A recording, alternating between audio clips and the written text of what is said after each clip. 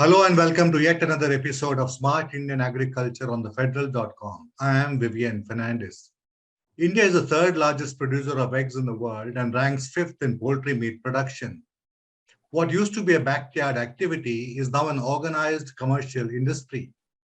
While the egg business is driven by individual proprietors, broiler production is 70% controlled by companies who get the birds bred on contract. They supply the chicks and inputs, bear the risk, and pay the breeders a fee for the land, labor, and oversight services. The poultry industry has seen turbulence of late. Egg and poultry meat consumption fell when the COVID-19 pandemic emerged as people feared the birds were infected with a virus which is avian in origin. The lockdown added to the distress. The economic disruption thereafter aggravated the crisis. High commodity prices have raised the cost of feed. To give us a status update on the industry and the outlook forward, we have with us two industry veterans. Kappaguntla Gyan Anand or KG Anand has been in the poultry industry for 34 years since 1988. He is general manager of Venkateshwara Hatcheries, an industry pioneer and in charge of the eastern zone that includes Andhra Pradesh, Telangana, Odisha, and West Bengal, which account for 40% of the country's egg production. Also joining us is Mr. Harsha Kumar Shetty, General Manager Bangalore, who looks after all India parent sales for the company. Mr. Shetty and Mr. Anand, thank you very much for making the time and for joining us. Thank you. Mr. Anand, first question to you. You know, Mother Dairy has raised milk prices 4 times this year by about 8 rupees in all, taking the price of toned milk to 52 rupees a litre in Delhi. Mother Dairy says feed cost is the reason. Now, eggs are retailing in Delhi for about 7 rupees each. Have their prices also been revised as frequently as that of milk because feed prices are quite high? Okay. Let me give you a brief in terms of how the egg prices are fixed. The prices are fixed depending on the demand and supply for a given day. As you know, the production of egg is in different pockets. In fact, there are 123 production centers which declare price for their eggs. In fact, the egg prices change on a daily basis. But if you look at the seasonal wise price, last year to this year, there's hardly any change. Last year also, the egg prices in the winter months were selling somewhere between 650 to 7. Even currently, the egg prices are selling around the 7. But if you look at the farmers, they are not really making both its meat because the average for the year, they're getting hardly about 4 rupees, but the cost of production is something is about 450 to 475 in different pockets. The reason being, as we were talking, the commodity price, the ingredient prices for the feed is increasing year after year. The two principal commodities like corn and soya, if you look at the last years, have really skyrocketed for different reasons. We can discuss in detail. But if you ask in terms of the price has been more or less same as of last year, and maybe in the coming 2-3 months it will be in the range of about 7 in Delhi, probably in the southern market somewhere close to about 550 to 5. So, Mr. Shetty, does it mean that if feed prices are rising and prices of eggs are more or less constant, does it mean that the farmers are getting squeezed, or is there an increase in productivity? I don't think productivity can increase within a year.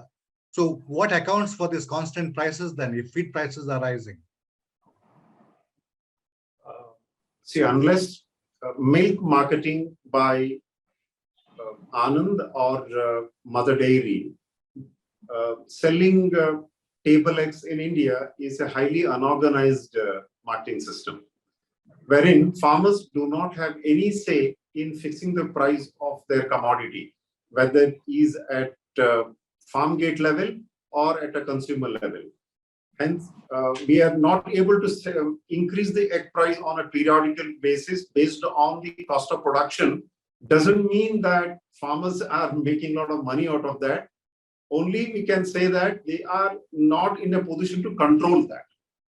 It's in the trader's hand, not in their hand. Mm-hmm. Mr. Anand, I thought that the National Egg Coordination Committee had a fairly large representation of farmers.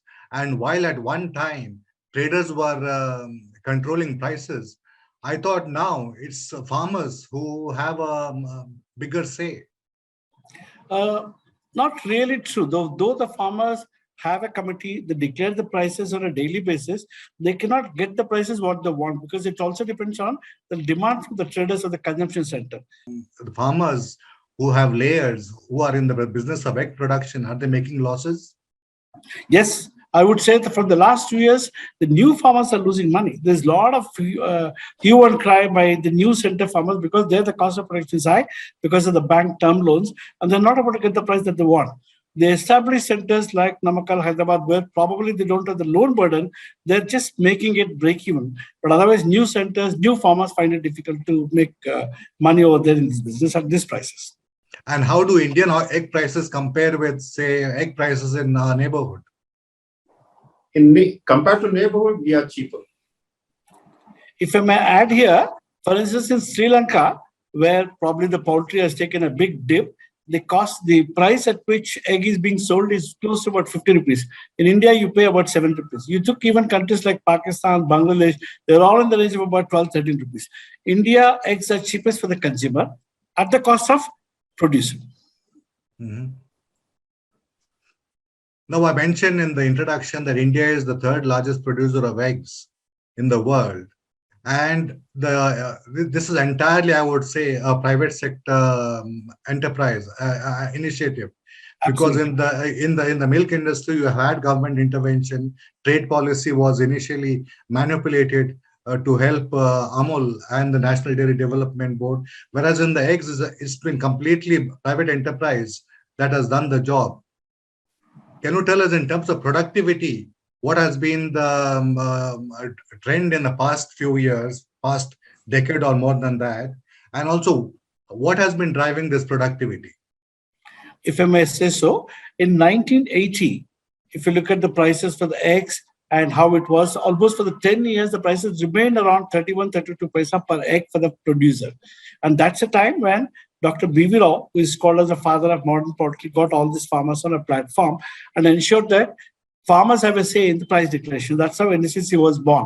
From 1982, May 14th onwards, the price declaration started.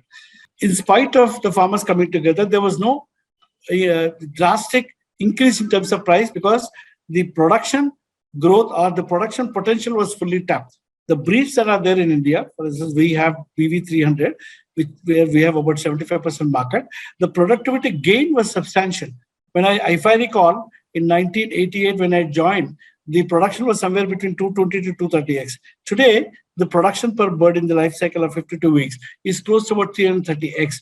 So whatever the productivity gains were there, that was helping farmers to overcome the feed cost. But the fee increase in terms of egg price has been just about 6%, 7% for the last 3-4 years. And farmers survived only because of productivity gain, and the consumer was not pushed in terms of higher egg price. Unlike, like you see in Pakistan and others where the prices were increased, here in India, the consumer has been consistently getting a rate of about 5 rupees and 4 rupees a lot. Mm-hmm. Now, these gains that have occurred, 330 eggs per hen per year, this must have been because of research and development. Now, in 2000, 2001, the government policy changed and grandparent stocks were allowed to be imported. And after that, a lot of things happened. Vertical integration happened. And then you had contract breeding of broilers and so on and so forth. Can you give us some idea about the R&D within the country? Are we depending on domestic R&D or do we still import the grandparents? The success of our group, Venkateshwara Hatcheries, has been basically because of establishing pure lines right in the beginning of 1980, because we didn't depend on importing the technology. Way back, Dr. B.V. Rao visualized that the need is there for a breed to be developed and adapted to Indian conditions, because the conditions that are in India are completely different from the conditions that are there in Europe and US and other countries. There, the houses are environmentally controlled, and there, in terms of feed, it's a zero aflatoxin. So the kind of feed that is available to the farmer is very different from the feed that is available in India. In India, though it's a country, but if you look at the variation in terms of temperature and agroclimatic conditions, it varies a lot. So we need a breed which can produce under these conditions. And the biggest difference between, let's say, Europe and India is there it's all closed houses, while here it's all the open houses. And the feed, if you look at, it varies from track to track. In Punjab, maybe it's a wheat or bajra. In south, maybe it's rice and jawar, and maybe in the east, towards the western side, you have most of jawar and corn. So each tract has got its own supply of feed ingredients. But the breed has to perform in different conditions of agroclimatic as well as the feed conditions. So the breed was bred by Venkateshwara Hatcheries under the guidance of Dr. B. Vino and Dr. Jain to see that the productivity with the local conditions prevail. And that's, I think, has been success. And that's what helped the farmers to overcome the increase in feed costs and survive. Mm-hmm. Now, this egg production is by and large an individual proprietary activity. Corporates do not control it, but corporates do control it indirectly because the corporates, like Venkateshwara Hatcheries, they supply the chicks that go on to become the layers. Now, why is it that in the egg industry, egg production has become more or less proprietary, individual? Controlled by individual proprietors, whereas in the broiler industry we have corporates controlling it and with this contract breeding. What is the reason for that? If you look at egg farmers, mostly, in fact, 99.5% is all standalone farmers. The capacities range between region to region, the lowest being somewhere between 25,000 to about 5 lakhs or 6 lakh farmers. And there, the feed, which is the key component, cost component, the farmers can purchase ingredients locally, whatever the ingredients are required, and stock it and ensure the cost of production is brought down. In broilers, though initially it was there in terms of standalone farmers, they were also purchasing compounded feed. But the feed cost being high, they were not able to sustain with the fluctuations in terms of demand and supply. Slowly, the empty capacity was utilized by the corporates. Actually, only to utilize the empty capacity, the corporates came into commercial product. But because they are able to establish better supervision, technology, and supply of feed and other quality parameters, they're able to reduce the cost of production. If a standalone broiler farmer produces at, let's say, X price today, maybe at about 100 rupees, the corporate can produce somewhere at 90 to 93. Because of the economies, corporates were growing and individual farmers were not able to sustain the fluctuations in trade. For instance, the price of broiler fluctuates almost on a daily basis. A corporate, because they have all 365 days supply in the market, they can average it out. But if individual farmer, only he gets his produce once in 40 days. So on the 40th day, he might get a good price, he might get a bad price. If that kind of fluctuation, he was not able to survive. That's the reason we find broilers, individual farmers cannot continue business. Well, in layers, because they have egg production all 365 days, they are able to sustain. And that's a segment which is increasing over a period of time. Mm-hmm. Mr. Shetty, just as the poultry meat business has gone into the hands of corporates, do you foresee a time when most of the egg production will be done by corporates on a contract basis? It may not happen in the foreseeable future. Only see what has happened over a period of, say, last 30 years. Smaller layer farmers, some of the smaller layer farmers have become medium-sized or a bigger-sized layer farmers. And some of them who could not manage these challenging situations, they have closed down their operations.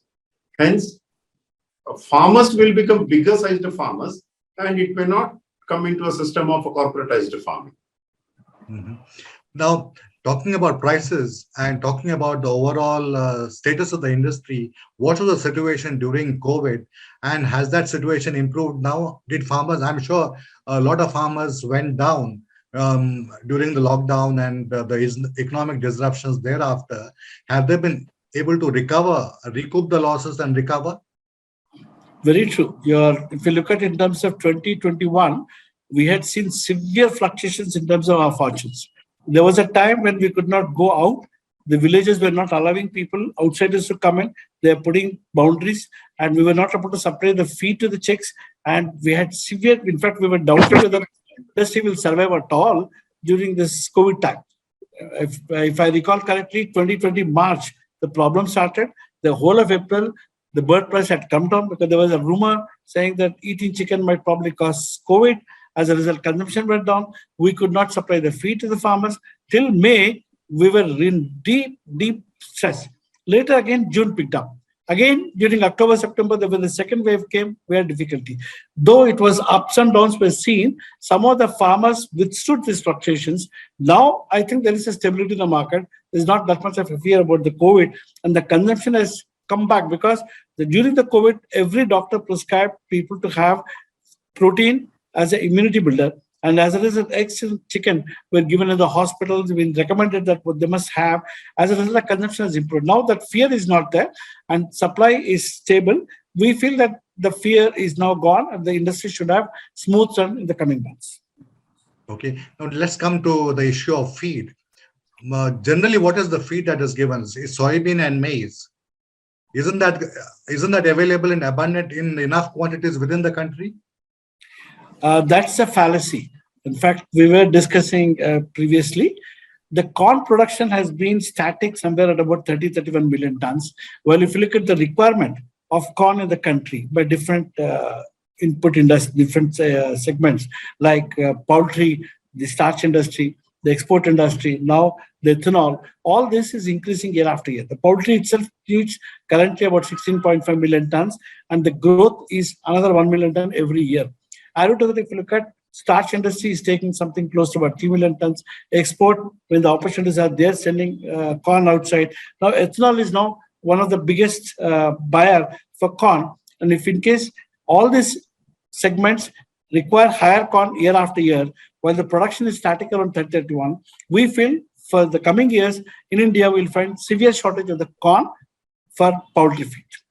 Mm-hmm. But why would corn or maize be diverted to ethanol when we have enough and more cane production in the country? We are not able to sell sugar, and so much of that cane is diverted to ethanol production. So why would maize be diverted? That's the unfortunate part. In fact, we've had discussions with the policymakers in Delhi. They want to divert broken rice, corn, so that ethanol could be produced. In fact, they have directed that at least to the extent of 20% of the current production should go in for ethanol, looking probably US as an example, that in US, out of the 380 million tons, they are diverting something like 80 million tons for ethanol. But that could not be an example for India because here we already have a shortage. And if in case corn is diverted for ethanol in a big way, we'll definitely feel acute shortage and the prices will climb up. I'm not worried about the prices so much, but I'm worried about the availability per se, because if in case we don't have availability for these different industries, whether it is poultry, cattle, starch industry and others, then I think there will be serious implications. We probably have to import. In fact, we have been requesting government to permit genetically modified corn and genetically modified soya, at least during the time when the prices are very high in the country. We don't find the response in time. Though sometimes as an emergency, they're permitting, like last time they permitted for soybean cake, but it's not in time. So industry faces acute fluctuations in terms of the ingredient prices, which is affecting our fortunes. Mr. Shetty, even if corn or maize is diverted for alcohol production, would it actually affect the poultry industry? Because after all, you can use dry distillates grain solubles, which is the residue left after alcohol is extracted. You can use, which is rich in protein. You can use that for feeding the poultry. Yes, that is what we are hoping for in the future. Currently, that is not popular.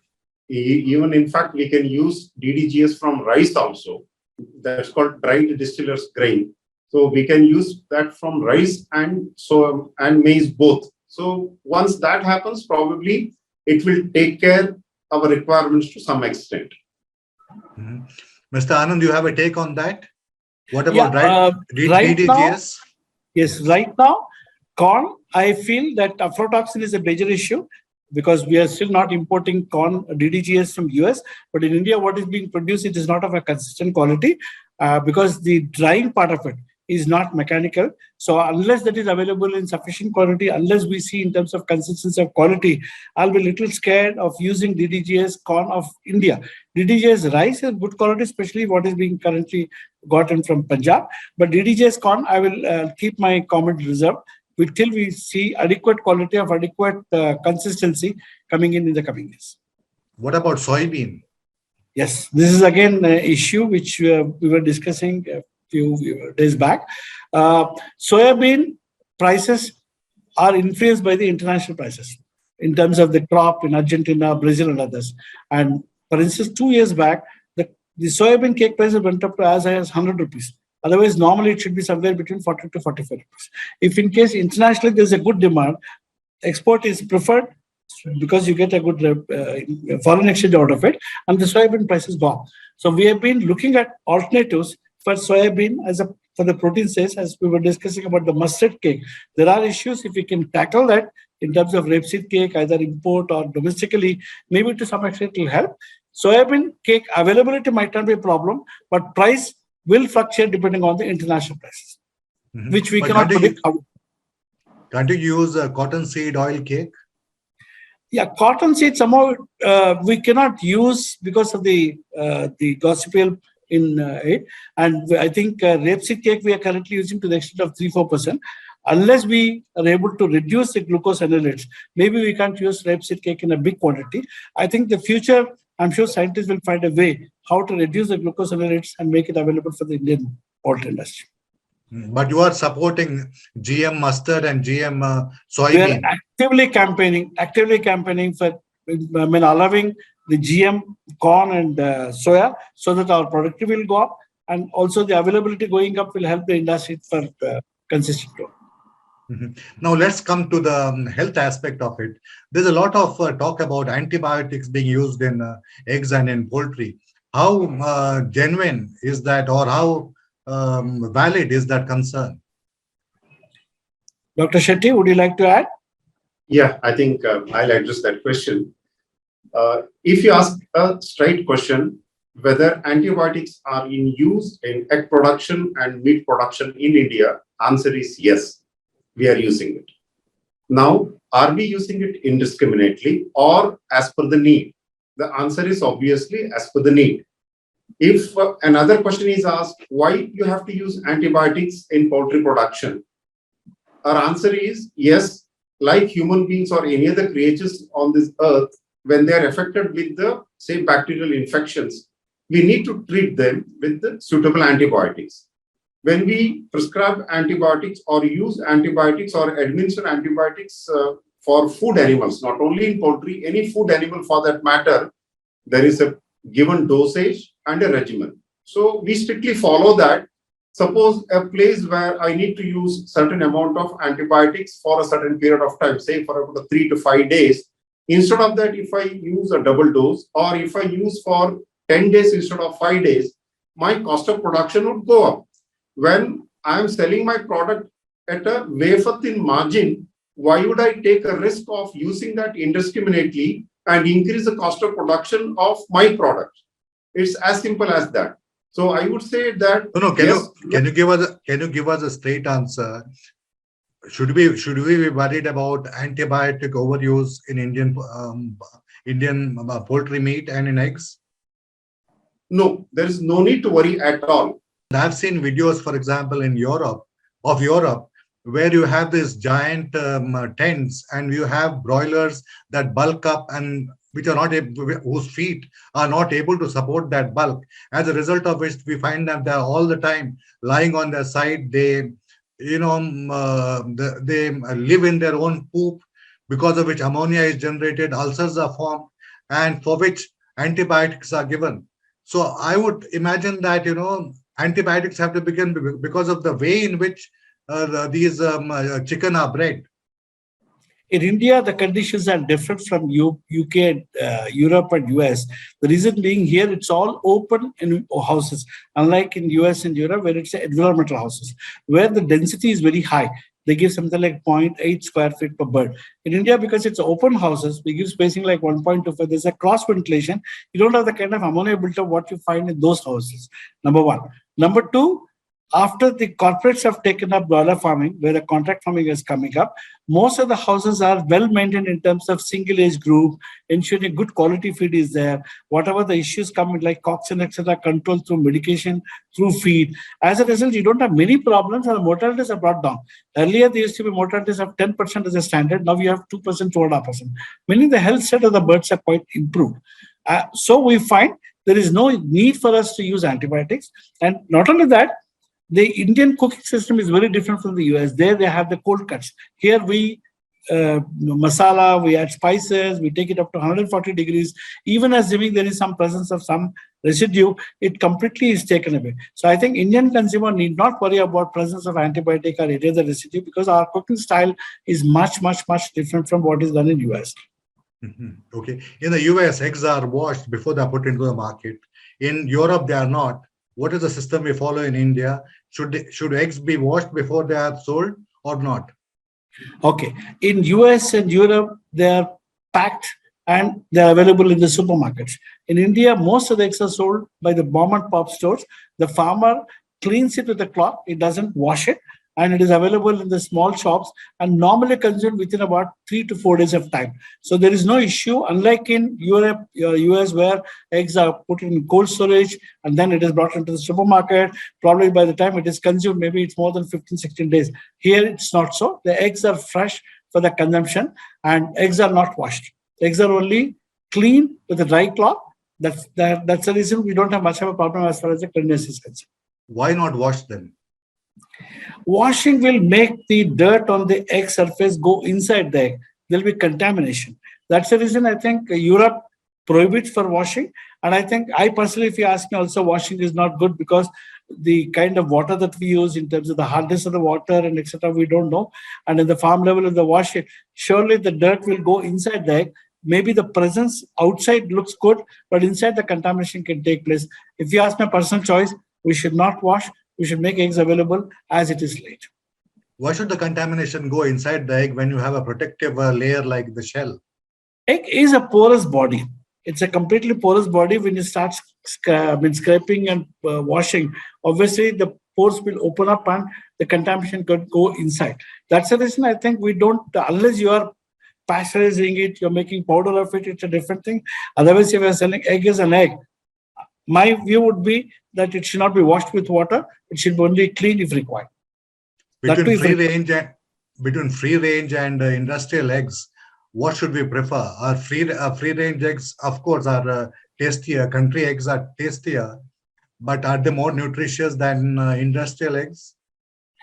Sir, if you ask me, the numbers that we are producing in India, you cannot produce in free range or country eggs, because they get hardly production of 60 to 80 eggs, while here it's about 330 eggs. Our requirement as per the nutritional standards is something like 180 eggs per capita. Our current per capita is still somewhere at about 84, 85. We need to still double the production. Where is the land available? How can you have that number? Like today we have about 35 crore birds laying. If you want to put 35 crore birds in free range or open up, how much of land is required? From the current level, maybe 5 times, 6 times. And no, I'm not. Okay, you have answered the output question. What about the nutrition? I'm saying, is there a difference in nutrition? Absolutely no difference. In fact, I would say the farm eggs are far better than the country eggs, because country eggs eats feed which is muck, whatever is available. There, it's a fertile egg. In terms of the life of the egg is also much shorter. Here in the farm egg, there are no male birds maintained, only female are there. Their quality is better. It is maintained as per nutrition requirement. The feed that is given is measured for every vitamin, trace minerals. In fact, we don't probably have that kind of a knowledge. How much is for the poultry? They give exactly what is required for the bird, and the eggs that are there is very healthy. And I think farm eggs are organized farm is far better than the country eggs. Mr. Shetty, earlier in the conversation, Mr. Anand said that when COVID was prevalent, doctors were advising people to have more protein and consume more eggs and poultry meat. Now, why doesn't that logic apply to kids in BJP-ruled states? There, the government has said that eggs will not be given for reasons of religious sentiments. Has that affected the offtake of eggs and eggs? See, I am from Karnataka, you know it. So here, initially it was the same case. They were not allowing. Then after we discussed the matter with the government officials from various departments who are connected with this, they've agreed. Now it is 3 eggs per week allowed. I think they are planning to make it 5 eggs per week. Recently, there was a survey which says that in whichever the schools the eggs are being given as a midday meal part, their attendance of students have increased. So along with their health improvement, attendance is also increasing. So that government has realized, and slowly I think they are coming out of that religious taboo out of that. The issue is regarding the treatment of birds. One sees that they are put in cages where they are barely mobile. Shouldn't we treat the birds better? I'm sure there are rules and regulations in the US, in Europe. What about in India? Do we have any kind of regulations about the treatment of birds? A very good question. In fact, this was put to Government of India, the officials, saying that can we look at the design of the cages and can we suggest some changes and how to ensure the birds are more comfortable. Then I think the government, the Animal Husbandry Department appointed some scientists. They went into depth and saw the performance of the production as to, because the birds are, when the birds lay good quantity of eggs, it means very comfortable in terms of the environment that is provided to it. And the poultry development project in Hyderabad and as well as the Delhi officials all together they worked out, and they suggested a size of 550 square centimeters. What about the last mile? Okay, I mean, till the birds are brought to the mandis or the selling points, wholesale selling points, I understand you can have some control. What about the last mile from the mandi to the retailers? Can't we improve that? It is not in our hand. Sir, in No, India, have you made a representation to the government? Has the industry tried to, on its own, try to improve the condition in which the birds are being moved? If I may answer this, if you look at the cities, probably the birds are brought in coops. It's much better compared to the villages where they carry on the cycle and the scooter, hanging them upside down, tying their legs. That kind of a thing should definitely change. Government, I mean, I don't know whether government can bring in changes at that level. And similarly, even at consumption level, people carry it holding at the wrong side, carrying their legs and then taking them home. If they're one bird, it's still okay, but they carry 5 birds, 6 birds. Mr. Shetty, one final question to you, and this is regarding imports of chicken legs from the United States. I mean, consumers in India, because we prefer chicken legs, we would greatly welcome imports at much lower prices. Obviously, the industry is opposed. Why are you opposed? Why not allow competitive pressure to exert on the Indian poultry industry? We are not really opposing it. All that we are saying is, see, in US, the leg quarters are rejected items. There, the consumers prefer only the breast meat part of it, and leg quarter is a reject item for them. So they want to push that to all the developing countries. So what we say is, make it a level playing field. So if anyone is interested to import, or any countries planning to export their whole chicken, we do not have any objection for it. If only their rejected part is sent to us, we definitely we do not support that. Mr. Anand, have a view on that? There is no level playing field for us, because they are dumping the leg quarters and selling the breast meat at a higher rate. And that we feel is not giving us a level playing field. They give huge subsidies in terms of corn and soya. They support the farmers. And indirectly, they're also dumping the rejected part into our country, which is not a level playing field. We are saying, okay, you want to come in, welcome, get the whole chicken. We have no problem. But you can't say that the whole chicken will sell it at a higher rate, only the leg quarters will sell it to you. That's where we have an objection. And secondly, I mean, I don't know whether you as a consumer are aware, they use all kinds of fat, the pork fat, the beef fat, and etc. I don't know whether how many Indian consumers would like it if in case they come to know that the chicken is fed on those, and that is what is available to you. Doesn't matter, because chicken eats anything in any case. You are, as you yourself said, country chicken, country birds, they feed on muck. So how does that matter? Because after all, the birds process the consumer is not aware. Consumer is not aware. If he is made aware that it is on a pork fat or a beef fat, I'm sure for religious reasons, a lot of people will have objection to eating chicken that is coming from US. On that note, I would like to add one more point over here, not really related to that. See, if we compare between 1980 and 1920, over a period of say 40 years, feed price increased in India by almost about a 15 times. I repeat, 15 times. Whereas the farm gate price of egg or a chicken has increased only by 7 times. I repeat, 7 times. Now the question is, if that kind of a difference is there, gap is there between the cost of production and the selling price by the farmer, how this sector is surviving? The answer is, we are able to survive only because of increasing productivity. Okay. Whereas if you take all those exporting countries like US, Brazil, and Argentina, wherein the farmers get a lot of subsidies over there. That subsidies something like unimaginable at our level. That kind of a subsidies and support price they get. Hence, it is not a level playing field at all. So if they are exporting the whole chicken, we are ready to compete with that, but not with their rejected product. It's not possible. What you're saying is that the Indian poultry farmer can perhaps compete with the poultry farmer of the US or Brazil or some other country, but not Argentina, but not with their treasuries. On that note, Mr. Anand and Mr. Kumar Shetty, thank you very much for joining us and for giving us your insights.